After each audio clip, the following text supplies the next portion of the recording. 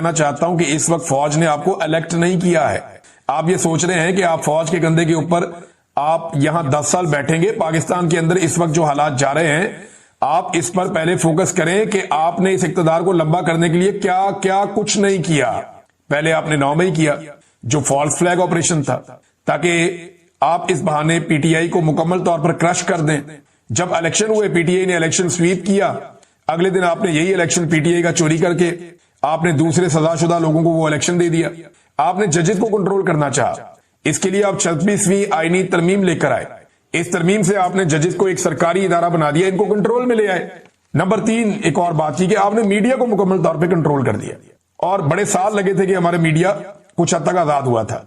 बड़े सालों बाद जमहूरियत तरक्की कर रही थी, बड़े साल लगे कि अदलिया भी अपने आप को बेहतर कर रही थी। आपने इन तीनों चीजों को, यानी रूल ऑफ लॉ, जमहूरियत, इंसानों के साथ रवैया, जुल्म की जो दास्तानें जो खुली हुई हैं, जब से 9 मई हुआ वो सबके सामने है, ये सारे तबाह हो गए।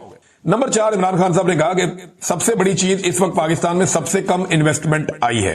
पाकिस्तानी तारीख में इन्वेस्टमेंट इन्हीं वजूहात की वजह से कम हो गई है। इसका नतीजा यह हुआ कि आज आपके 45% लोग गुर्बत की लकीर से नीचे चले गए हैं। ये तो खान साहब पिछली रिपोर्ट बता रहे हैं ना, अब नई रिपोर्ट आई ना सैलाब के बाद, तो पता चलेगा कि ये लोग 50% से भी बढ़ गए हैं, जो पाकिस्तान में इस वक्त गुर्बत का इंडेक्स है। अब तक जितना पाकिस्तान ने कर्जा लिया था, इस हुकूमत ने 3 साल में उतना ही कर्जा डबल कर दिया। यानी जितना कर्जा पाकिस्तान बनने से लेकर अब तक लिया गया ना, इमरान खान साहब की हुकूमत के आखिरी दिन तक, उतना ही कर्जा ये हुकूमत ने पिछले 3 साल में ले लिया। ये सिंपल मैं आपको करूं, मैंने थोड़े दिन पहले आपको बताया भी था, थोड़ा ही फर्क रह गया अभी। जितना कर्जा पाकिस्तान बनने से लेकर इमरान खान के दौरे हुकूमत तक पाकिस्तान ने लिया, 70 सालों से ज्यादा की एक तारीख है, 75 साल तक जितना कर्जा पाकिस्तान ने लिया, उतना कर्जा इन्होंने 3 साल में ले लिया। ये है आसिम मुनीर साहब की और शहबाज शरीफ साहब की मुश्तरका कारकर्दगी। और जो SIFC इन्होंने बनाई है, उसका नतीजा क्या निकल रहा है? वो एक बड़ा फेलियर है। उसने पाकिस्तान को टके का कुछ नहीं दिया। 78 साल की, यानी 1972 के बाद, अगर पाकिस्तान की सारी तारीख आप उठाएं तो 1972 के बाद पहली मरतबा ऐसा हुआ पिछले 53-54 साल में कि पाकिस्तान में इतनी कम सरमायाकारी आई है। बेड़ा ही गर्क हो गया सरमायाकारी का, कि सरमायाकारी के लिए आर्मी चीफ ने एक इदारा बनाया था, SIFC। ये तो हालात है। अच्छा, इसके बाद जी वो कहते हैं कि $47 बिलियन था पहले, अब $90 बिलियन तक चला गया है। आपने इस कौम को दुगना कर्जा करके मकरूज कर दिया है। अच्छा जी, एक और सबसे आम पॉइंट अफगानिस्तान का है। 4थी या 5वीं दफा ये मैंने कहकर भेजा है कि सबसे पहले आपने अफगानिस्तान को धमकियां दी, उसके बाद यहां जो अफगानी थे उनको धक्के देकर पाकिस्तान से निकाला गया। वो 3-3 नस्लों से यहां बैठे हुए थे, उनको धक्के देकर निकाला गया।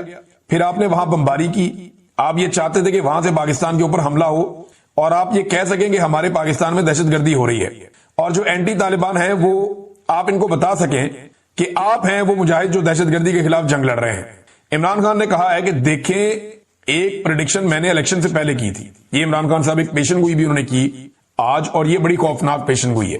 और जितनी पेशन गोई इमरान खान साहब ने की है ना गुज़िश्ता चंद सालों में, वो सारी ठीक साबित हुई है। उन्होंने बताया था कि ये सारे इकट्ठे हो जाएंगे, आपने देखा होगा। उन्होंने बताया था कि ये मेरी हुकूमत बेशक गिरा देंगे, लेकिन मैं ज्यादा खतरनाक हो जाऊंगा, वो भी हो गया। उन्होंने कहा था लोग मेरे साथ खड़े होंगे, वो भी हो गया।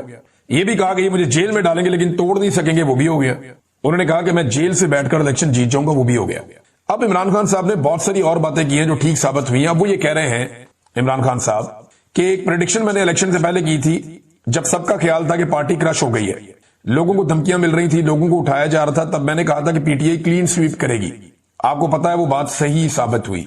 अब मैं अगली पेशन गोई करने जा रहा हूं और आपको ये बता देना चाहता हूं, अब वो वक्त बहुत जल्दी से आ गया है और आ रहा है, जिस वक्त पाकिस्तान में इन सारी वजूहात की वजह से, इस जुल्म के निजाम की वजह से, मईशत की तबाही की वजह से और नाइंसाफी की वजह से हालात तेजी से उस तरफ जा रहे हैं जहां ये पाकिस्तान में वही हाल होगा जो श्रीलंका, बांग्लादेश और नेपाल में हुआ। पाकिस्तान के हालात बड़ी तेजी से उस तरफ जा रहे हैं। आखिरी पैगाम इमरान खान साहब ने अपनी पार्टी की आदत को दिया कि पीटीआई ने सारे लीगल रास्ते अपनाए, हमने कभी इंतशार नहीं किया, हमने कानून का रास्ता इख्तियार किया है। हमारी पीटीआई ने कोशिश की कि अच्छी तरह आसिम मुनीर के साथ चले, हुकूमत के साथ और एस्टेब्लिशमेंट के साथ चले, लेकिन अब वो टाइम नहीं रहा। हमारे ये करने के बावजूद जुल्म और फसाहियत बढ़ती गई, एक एक करके सीटें छीनते गए। अब ये आपको रोज 10-10 साल की सजाएं दे रहे हैं। थोड़ी सी बात होती है आपको नायल कर देते हैं, आप असेंबली में बात करते हैं आपको नायल कर दिया जाता है। आप समझ ले अब वक्त आ गया है कि आप असली अपोजिशन का किरदार अदा करें, ये आपके वोटरों की भी डिमांड होगी। ये बहुत जरूरी है कि आप सही ऑपोजिशन करें। आप जितना डरेंगे ये उतना आपको क्रश करेंगे। आप लोगों को ये मजीद क्रश करते जा रहे हैं। जिसने अपोजिशन सही नहीं की, इस वक्त आप अपनी सियासी कब्रें खोद रहे हैं कि ये जो 27 का पेशावर का जलसा होने जा रहा है, इसके बारे में मैं कहना चाहता हूं कि पूरा पाकिस्तान भरपूर तरीके से, मैं लोगों को डायरेक्ट कर रहा हूं और अपनी कौम को कह रहा हूं कि वो इस जलसे में पूरा पाकिस्तान हिस्सा ले, पूरी पार्टी मुत्तहद हो और अब फोकस करें 27 तारीख को होने वाले जलसे पर। ये नाज़रीन इमरान खान साहब का पैगाम सीधा सीधा मैंने आपके सामने रख दिया। अब नाज़रीन, अदालतों में रोला पड़ा हुआ है बहुत, जो जस्टिस जहांगीरी के साथ किया गया इस्लामाबाद हाई कोर्ट में चीफ जस्टिस डोगर ने जो किया, वकला बहुत सख्त नाराज हैं, वो एहतजाज कर रहे हैं, बाइकआउट कर रहे हैं। वहां बड़ी सख्त तकारीर हुई, बहुत सारे वकील रहनुमा बोले, नौजवान वकला में बहुत ज्यादा गुस्सा है। अब मारूम बलोच की तरह ईमान मदारी को भी जेल में डालने की धमकियां दी जा रही हैं और बाकायदा सोशल मीडिया पर ये धमकियां दिलवाई जा रही हैं।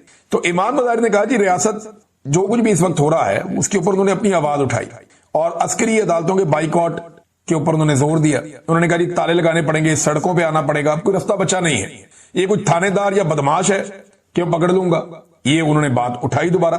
Chief marshal administrator justice Dogar, ये जनाब उनका जो कैरेक्टर है उसको ऐसे पोर्ट्रे किया।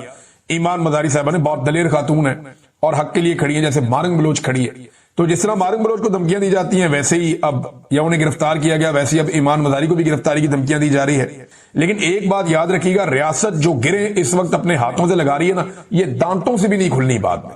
जो ये हरकतें कर रही है, ये दाग इनके ऊपर लगे रहेंगे, ये साफ नहीं होंगे जब तक कि ये जो मुजरिम है इस वक्त एस्टेब्लिशमेंट में, ये सारे कटहरे में नहीं आते, तब तक ये दाग नहीं धुलने वाले।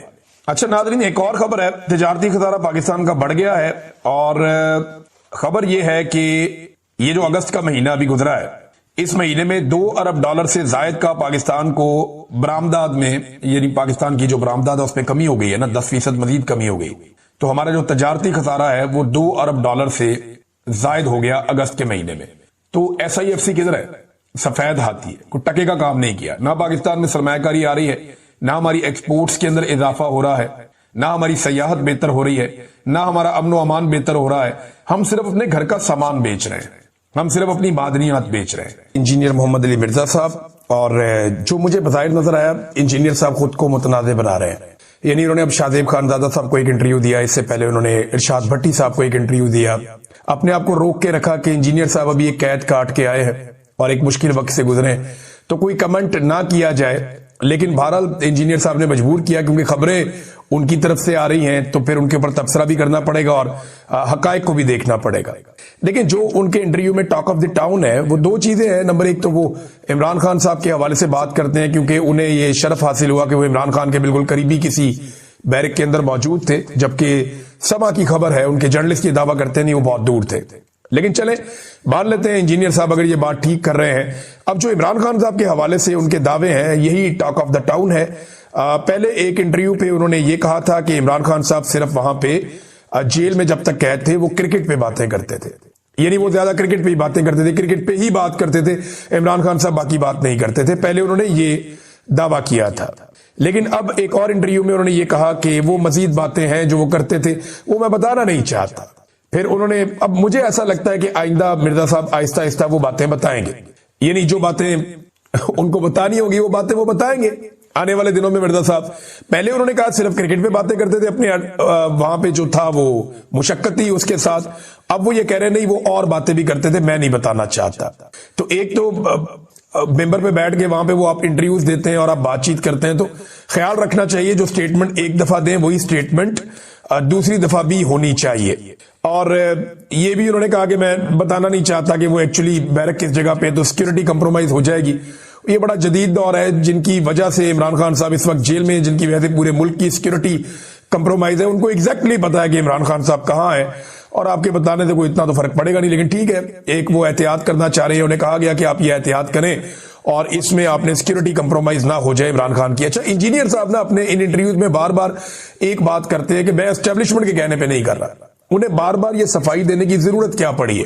कोई उनसे ये सवाल नहीं करता, कोई उनसे ये पूछता नहीं है, लेकिन वो बार बार फिर भी यकीन दिलाते हैं कि मैं ये बातें या ये चीजें एस्टेब्लिशमेंट के कहने पे नहीं कर रहा और मैं किसी का आलाकार नहीं हूं। उन्हें बार बार ये यकीन भी दिलाना पड़ता है।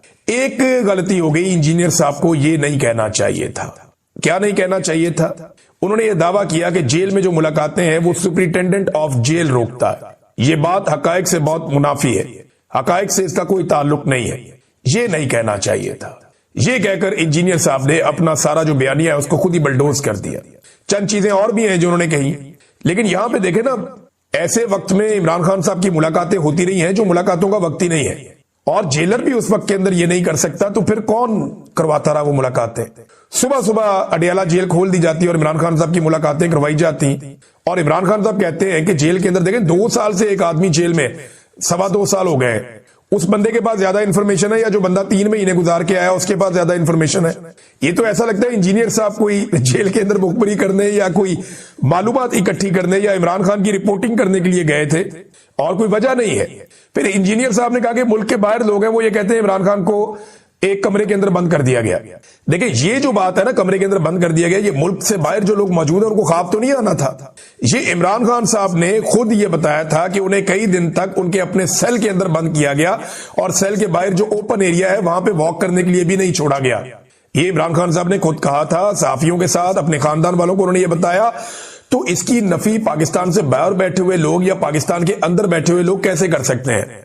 और पिछले साल इमरान खान साहब को जब बिल्कुल एक कमरे के अंदर बंद करके सेल के अंदर बंद कर दिया गया था और उन्हें बाहर नहीं निकलने दिया गया था, तो ये इमरान खान साहब का दावा था। उस वक्त तो इंजीनियर मोहम्मद अली मिर्जा जेल में भी नहीं थे, तो जिस वक्त आप जेल में ही नहीं थे उस वक्त की बातें आप कैसे कह सकते हैं। फिर इंजीनियर साहब ने पहले एक दावा किया था कि 4 नवंबर के बाद मैंने कभी इमरान खान साहब की आवाज नहीं सुनी।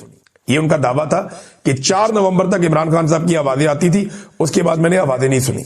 फिर इमरान खान साहब की जो इंतहाई सख्त ट्वीट्स आए, देखिए इंजीनियर साहब पकड़े गए थे गालिबन ये अक्टूबर में, ये उस टाइम पे अक्टूबर या सितंबर में पकड़े गए थे कहीं, तो ये नए नए गए हुए थे जब इमरान खान साहब का इन्होंने कहा कुछ अरसे के बाद हमें उनकी आवाज आना बंद हो गई। 4 नवंबर का उन्होंने लफ्ज बोला था, और उन्होंने कहा जी ट्वीट्स जिन दिनों में ये आ रही थी और मुतनाज़े मामला हो रहे थे, उन दिनों में इमरान खान साहब बहुत ऊंची ऊंची बोल रहे थे, बड़े फ्रस्ट्रेट थे। ये बातें उन्होंने दावा किया। एक तरफ वो ये कहते हैं कि 4 नवंबर के बाद उनकी आवाज नहीं आई, तो एक ट्वीट जो इंतहाई मुतनाज़े बनी 4 नवंबर को भी, और 4 नवंबर के बाद 2 दिसंबर को एक ट्वीट उन्होंने किया, और 20 दिसंबर को इमरान खान साहब का एक और ट्वीट होता है। 4 नवंबर, 2 दिसंबर और 20 दिसंबर, यहां इमरान खान साहब के 3 ट्वीट्स हैं। अब ये 3 ट्वीट्स ही हैं जो ज्यादा बहुत वायरल हुए और जिनके ऊपर बहुत शोर मचा। अब इंजीनियर साहब ने पहले स्टेटमेंट दिया कि मैंने 4 नवंबर के बाद इमरान खान साहब की आवाज नहीं सुनी। उसके बाद स्टेटमेंट दिया नहीं जी, बहुत रोला पड़ गया, बड़ा शोर मच गया। फिर एक और बात उन्होंने कही कि मैंने जब पूछा कि इमरान खान साहब की आवाज क्यों नहीं आ रही, तो मुझे बताया गया कि वो इसी जगह मौजूद है, लेकिन वो पर्दे वाले कोने में बैठना शुरू हो गए, शायद वहां पे वो धूप सेकते हैं। ये इंजीनियर साहब ने क्लेम किया। तो मैं आपको ये बता देता हूं नाजरीन, ये कोई 5 मरले की जगह होती होगी टोटल, शायद उतनी भी नहीं होगी। यानी एक आदमी यहां से मैं हल्की सी आवाज से बात करूं ना, तो 10 मरले 15 मरले तक आवाज जानी चाहिए, 20 मरले तक आवाज जानी चाहिए। भाई जो आवाज आपको एक आदमी के यानी 15 नंबर के बाद उनकी आवाज नहीं आई, तो एक ट्वीट जो इंतहाई मुतनाज़े बनी, यहां पे एक और ट्वीट होता है 4 नवंबर, वो तो इमरान खान साहब। तो अब ये 3 ट्वीट्स किया, उसके बाद स्टेटमेंट दिया नहीं जी, बहुत रोला पड़ गया, वो इसी जगह मौजूद है, लेकिन वो पर्दे वाले कोने में बैठना शुरू हो गए, शायद इंसाफ इस पे बिलीव करने को तैयार नहीं है। अच्छा, दोनों तरफ इंजीनियर साहब बैलेंस करने की भी कोशिश करते हैं, नहीं जेल बहुत मुश्किल होती है, लेकिन नहीं जी इमरान खान साहब इतनी मुश्किल में नहीं है, नहीं जी जेल के अंदर तकालीफ बहुत होती है, नहीं जी इमरान खान साहब को देसी घी मिलता है, नहीं जी इमरान खान साहब को कभी अंदर बंद नहीं किया गया। वो अब सारी ऐसा लगता है उन्होंने जेल ही इमरान खान पे रख के काटी है। मिर्जा साहब देखें, एक बात है कि मुश्किलात आ जाती हैं जिंदगी में, आपके ऊपर मुश्किलात हुई, पाकिस्तान तहरीक इंसाफ के लोग सारी मुखालफतें और सारे इख्तियार, ये कोई 5 मरले की सर ज्यादती नहीं होनी चाहिए। आवाज उठाई और तहरीक लब्बैक से ज्यादा आवाज चाहिए, यहां पे खड़ा उसकी आपको आवाज आ रही है, तो वो 10 कदम उधर जाएगा तो फिर भी आपको उसकी आवाज आएगी। 3 फुट का एक कदम होता है और इमरान खान का कदम तो 3.5 फुट का है। वो तो इमरान खान साहब तो लंबे लंबे डग भर के चलते हैं, तो वो इमरान खान साहब अगर वहां खड़े होकर ऊंची बोल रहे हैं तब भी आवाज आनी चाहिए थी, लेकिन पहले इन्होंने कहा कि आवाज नहीं आ रही थी, फिर इन्होंने कहा जी इन्होंने लोकेशन बदल दी थी, हालांकि लोकेशन बदलने के बावजूद आवाज इक़्तिदार में हो सकता है कल आपके साथ ना हो या इक़्तिदार में ना हो, और आपके ऊपर अगर कभी दोबारा मुश्किल आई तो आप लोगों को यह सबक दे रहे हैं कि, और अल्टीमेट को इजाजत नहीं देता कि वो मुज़ाकरात में बैठे, तो क्या आइन इन्हें इजाजत देता है कि वो डोनाल्ड ट्रंप के दस्तरखान पे जाके बैठे? क्या आइन उन्हें इजाजत देता है कि वो ब्रीफ केस लेकर उसमें मादनियात भर के डोनाल्ड ट्रंप के सामने ले जाएं? क्या आइन उन्हें इजाजत देता है कि वो SIFC की इजलास के अंदर बैठे? क्या आइन उन्हें इजाजत देता है कि वो कारोबारी इदारे चलाएं? क्या आइन उन्हें इजाजत देता है कि वो आईनी तरामीम के अंदर एजेंसियों का इस्तेमाल करें?